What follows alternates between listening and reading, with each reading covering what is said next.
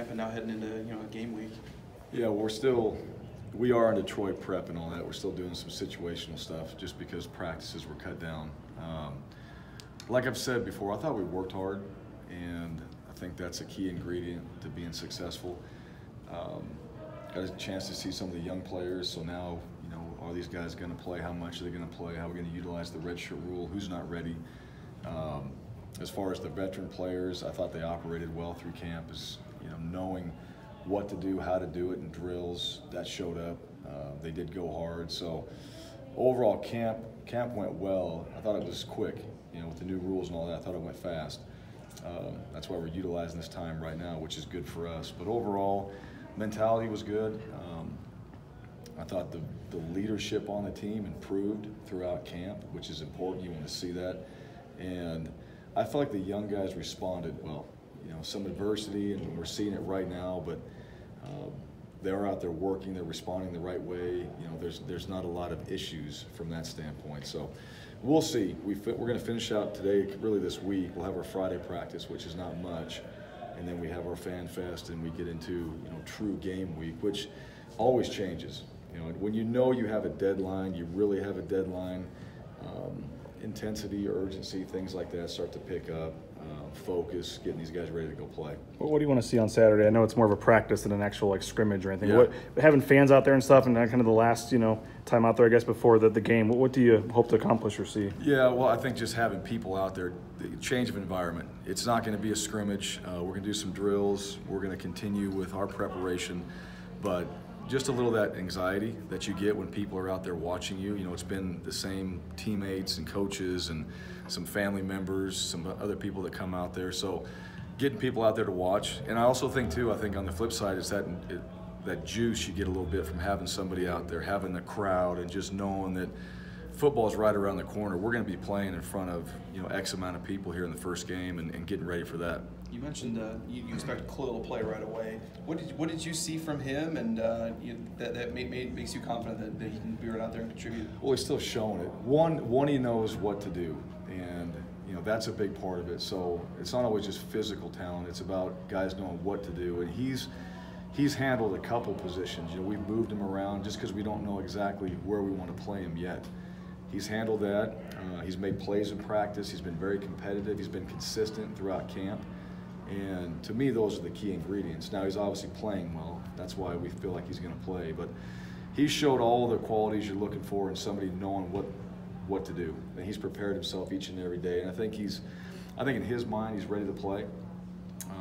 We haven't fine-tuned what that plan is yet. We expect him to be out there. There's a couple other guys or young guys we expect to play. But as we get into this next week, that's still, what's that going to look like? Is it 2 plays, 10 plays?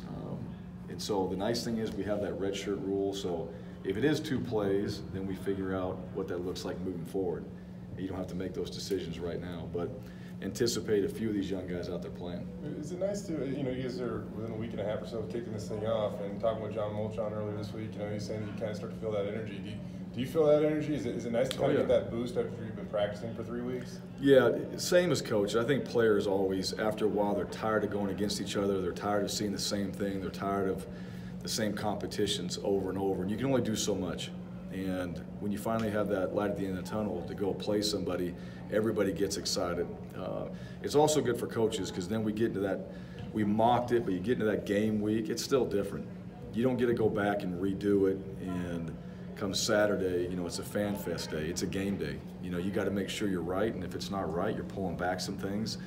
So our guys have done a good job preparing themselves this week to be ready to go next week, and just knowing that we don't have walkthroughs, we don't have all this time like we did in camp to go out there and do the things we did. We have 20 hours. We got to maximize our practice time, maximize our meeting time.